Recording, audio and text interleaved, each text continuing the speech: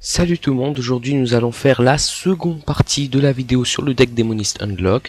Je vous invite, si vous n'avez pas vu la première partie, à regarder cette vidéo où j'explique pourquoi la présence de chaque carte dans le deck et le lien figurera en description. Donc voilà, aujourd'hui nous allons faire le test du deck. C'est parti, sur le ladder bien sûr. Donc nous allons attendre un adversaire convenable. Voilà.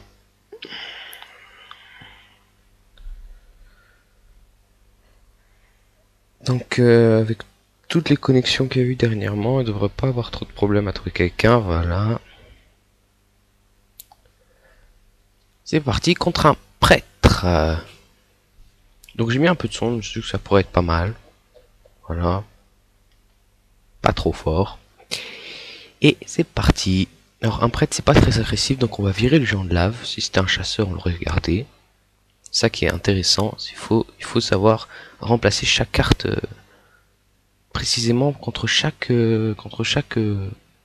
classe qu'on a en face de nous. Le robot de sang anti qu'on vire, c'est pas très agressif aussi. Le prêtre, comme je l'ai dit. La chouette pourrait nous servir, mais on va quand même virer. Et on va essayer de voir si on a mieux. Un drill crépuscule, c'est pas mal. C'est même très bon. Le voile de mort va pas trop nous servir au début de partie. On a repris le géant de lave. Pas terrible, mais bon. Il va bien nous servir à un moment. Le mieux aurait été, bien sûr, le fameux géant des montagnes. Donc ici on va pas se casser la tête, on va faire des connexions et des connexions et des connexions, et on va voir après au tour 4 on jouera ou un géant si on en chope un, ou le Drake qui sera assez fort, hein. En général peut-être 9 PV je crois. Et donc il nous joue un seigneur de la mort, donc en face on sait que c'est un prêtre combo. Donc celui qui va faire esprit divin, feu intérieur, et ensuite tu auras une 10-10 devant toi sans rien comprendre. Donc ici on va pas se casser la tête, on va juste faire une connexion, il va pas frapper très fort pour l'instant. Enfin je l'espère. S'il fait un feu intérieur, on aura une 8-8 en face, ce sera pas très facile. Quoique, non en fait ça m'arrangerait parce que j'aurai la chasse au gros gibier. Ok, donc il se contente juste de piocher un coup. Si on va faire le Drake, il pourra pas le gérer facilement en tant que prêtre. Sauf si il a un réduit Tofu. Voilà, il est 4-9 comme prévu. Donc au début ça va pas être très facile, mais vous allez voir après, ça va aller plus ou moins tout seul. Donc j'ai dit dans la première vidéo que le prêtre était un match assez compliqué. Il a énormément de cartes pour gérer nos géants, mais bon, encore cette version du deck on s'en sort bien parce que il a sacrifié un peu sa gestion de board pour favoriser sa combo. Voilà. Un deck qu'on voit de plus en plus sur ladder d'ailleurs. Donc ici je pourrais faire une connexion, je préfère faire Getter ancien, Protectrice Sol Fury, comme ça on est à l'abri d'une combo un peu trop forte. On va attaquer, tant qu'il n'a pas beaucoup de points de dégâts, tant qu'il n'y a pas beaucoup de points d'attaque. Et on va voir comment ça se présente. L'ombre flamme qui va être très utile à un moment. C'est pas encore lequel. La lumière des Naru, ça pourrait laisser envisager un feu intérieur. Il y a encore assez de mana. Il pioche beaucoup en tout cas. C'est un petit peu le but de ce deck en même temps. Donc là, il y a un place à faire. Je pourrais faire attaquer. Il sera à 4. Ensuite, je vide tout le board et je récupère une créature après. En espérant que ce soit un géant, bien sûr. Je pourrais faire une connexion avant pour voir ce que j'ai. Donc là, voilà des petits bugs avec la nouvelle extension comme prévu. Ouais, donc on va s'en tenir au plan. À mon avis, c'est un très bon play. Je ne perds aucune de mes créatures. Ah si, sauf mon Drake, bien sûr. Ça, c'est un petit peu le revers de la médaille. J'en gagne une autre. C'est pas la meilleure du tout. Mais bon, on n'en aura pas beaucoup besoin dans ce match-up. Quoique, vu que c'est un combo, on pourrait s'attendre à pas mal de dégâts d'un coup. C'est pour ça que j'ai mis mon BGH qui pourra me servir, donc BGH, chasseur de gros gibier, qui m'aidera à détruire ces grosses créatures éventuelles. Pour l'instant, on a 20 points de vie, certes, mais on est bien. Là, il est bête d'avoir mis son cheval noir, entre guillemets, hein, bien sûr. C'est un place comme un autre, mais il aurait pas dû me mettre maintenant parce que, franchement, si j'étais avec lui, j'aurais préféré largement l'utiliser sur une 8-8 provoque, ce que je vais, ce qu'il faut, parce qu'il faut qu'il s'attende à ce play à un moment.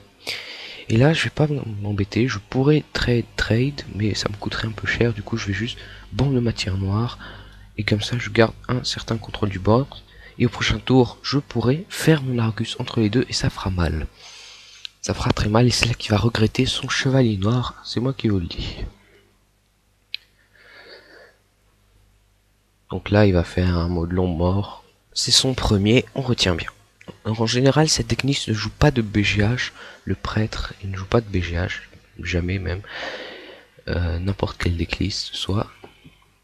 Donc on peut jouer nos géants tranquille, il va en gérer 2 grand maximum.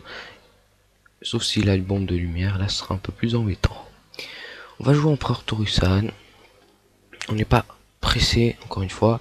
Pour empêcher qu'il nous tue avec une combo, donc feu intérieur, on va juste tontifier, entre guillemets, un verbe inventé bien sûr. On va juste mettre la provocation sur le robot de soin. On va passer le tour, ça ne servira absolument à rien d'attaquer. Et le coût en mana de nos cartes sont baissés. C'est ça la force de Taurussan, comme je vous l'ai dit dans la première vidéo.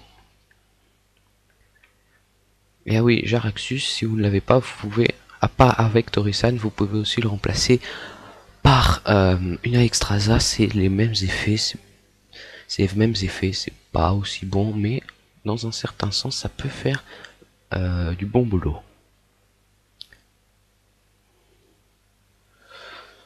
Si il mode là pour un mana, je ne sais pas ce qu'il peut faire, je n'en ai aucune idée. Châtiment sacré qui va doubler les dégâts. C'est pour ça que c'est fort le Velen. Est-ce que j'ai de quoi le gérer? Oui, j'ai de quoi. Alors déjà le Velen. Bon, ce que je vais faire, je vais attaquer ici. Attaquer comme ça. Il reste un point de vie. On va faire le voile de mort à 0 pour piocher une carte. Un siphonner l'âme, et c'est très fort. Du coup, est-ce que je BGH ou est-ce que je siphonne? Ouh, Sylvanas, ça c'est ce qu'on veut voir. Du coup, ça change un peu mon plays. Ah, attends. Double les dégâts et les soins de vos sorts et de vos points. Donc là, typiquement, j'aurais pu, si c'était pas le Velen, j'aurais pu le tuer avec mon siphonner l'âme, je l'aurais volé en tuant ma Sylvanas, je l'aurais volé, mais ma connexion afficherait 4 points de dégâts et ça ne m'arrange pas.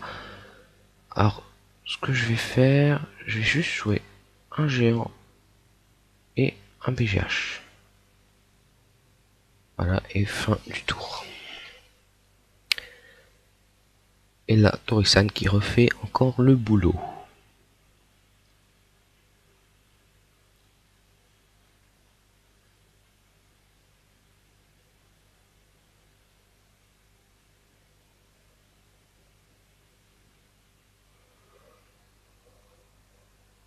Là, j'ai fait une petite erreur. J'aurais dû placer mon géant à côté de Sylvanas. Comme ça, j'aurais mis la provoque entre les deux.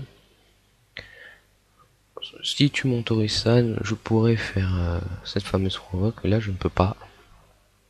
Donc là, le bug, le jeu bug, c'est pas de ma faute, c'est de la faute de l'extension. Bizarre, va complètement déconner. Donc voilà, c'est un peu relou même. Est-ce que je joue Docteur Boo? Alors déjà on pioche, ça doit être un réflexe. À moins d'être trop bas PV, vous piochez tout le temps. C'est peut-être même mieux le rêve ici. Je vais jouer le géant. Là.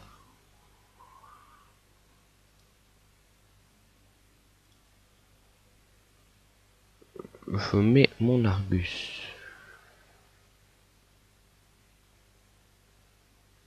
Ici.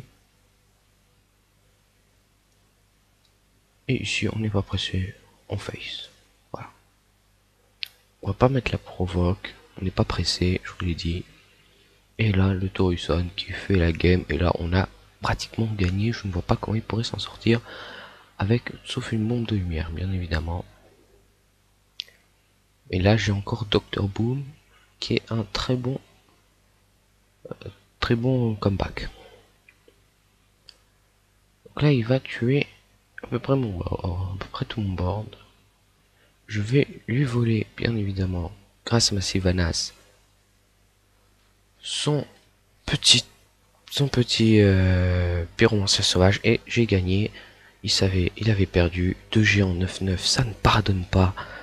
Voilà, c'était la vidéo gameplay sur comment jouer correctement un démoniste unlock.